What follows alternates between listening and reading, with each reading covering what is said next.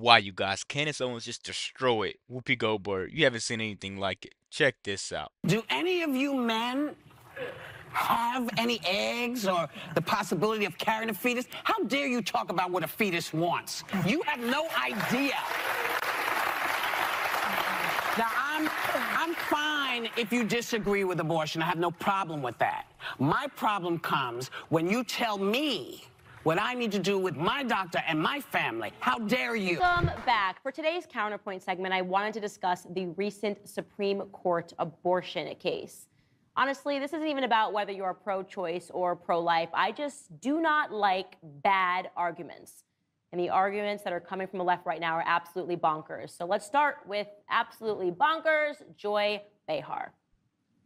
It's a very interesting schism that goes on here because on the one hand, sex sells everywhere. I mean, you can't see an aspirin commercial without somebody having sex. Mm-hmm. You cannot turn on any program, especially on streaming, where people are having there's soft porn everywhere now. Right. They encourage all of that. It sells everything. Sex sells. Yeah. And yet when it comes to the reality of pregnancy, this particular group of people on the right in this country and these religious zealots do not understand the reality of what happens when you have sex. I don't think she knows that it's not pronounced sex, but we'll pretend that there's an H somewhere in there. For Counterpoint number one, I want to say, yes, Joy Behar, you are correct. Sex is everywhere. Our culture is sick. That isn't an argument, that's a diagnosis. We have an increasingly sick culture here in America.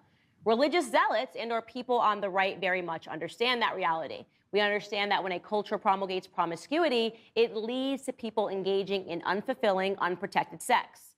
Far from your assessment that we don't understand what happens when you have sex, we understand exactly what happens. Children are the consequence. Life is the consequence.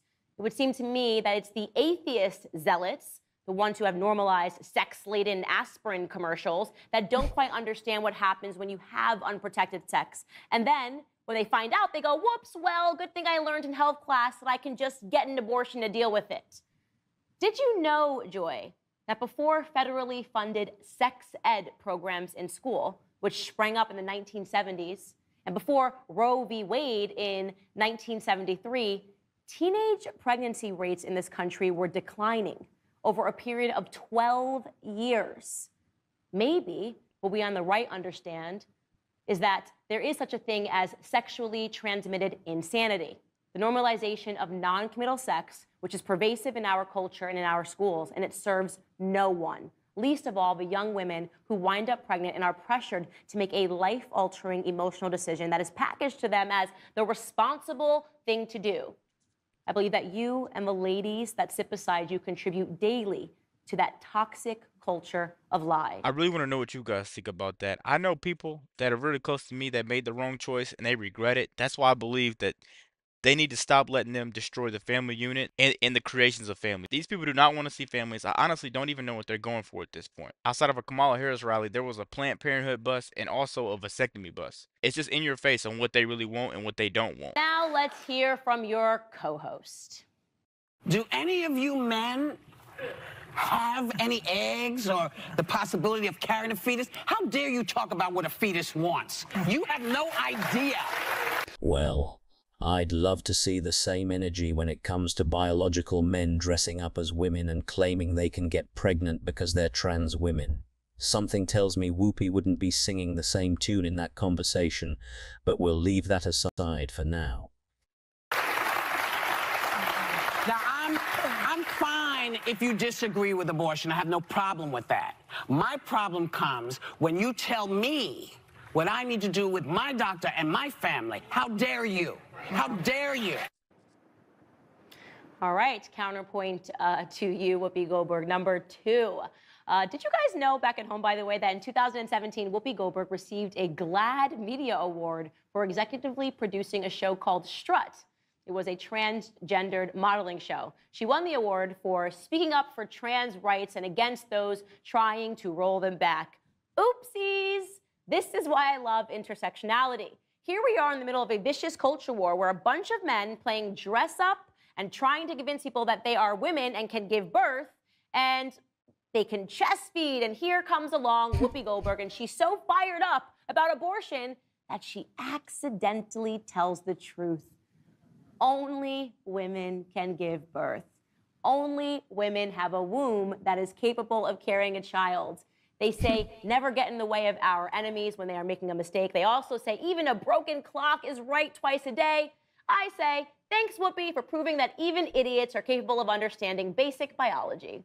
I think Whoopi is trying to use abortion as birth control. That should make everyone sick, honestly. Isn't she the same person that said if Trump won in 2016 that she would leave? She still hasn't done so. I really hope that she makes the right choice this time and she leaves this year.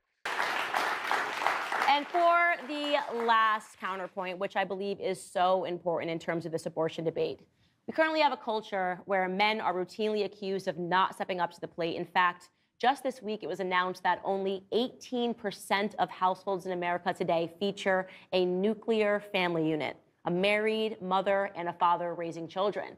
Make no mistake, father absence is one of the biggest, if not the biggest epidemic that we face in this country today. But why are we expecting men to step up to the plate when we have women that are telling them that they don't have to? Why should men step up when the message that is ringing out loud and clear from mainstream culture and media is that beyond sex, men have no responsibility or say in the lives of their children? I mean, how on earth can someone logically explain how a baby is 100% the property of a woman as it grows inside of her? From the moment that the baby is born, it requires a 50-50 split. Can a man stand before a judge at a child support hearing and say, Your Honor, it was her body, and it was therefore her choice to have this child? The answer, of course, is no. Obviously not. That would be stupid. If a man is colloquially referred to as a deadbeat dad for taking no part or responsibility in a child's life as he or she grows up, then the same must also be true for a woman who wants no part or responsibility in a child's life as it grows inside of her. My body, my choice is a pervasive, deadbeat mom argument that accomplishes nothing but excusing too many men from stepping up to their most important role. I say this about everyone. If you don't like them, you could at least respect their message. I just know for a fact, if Candace was to get in the room with them, they would know what to say. There would be no talking points whatsoever. Just constant yelling and constant interrupting. I really want to know what you guys think about this video. Be sure to like, comment, subscribe if you're new. And as always, let me know what to react to. We're out.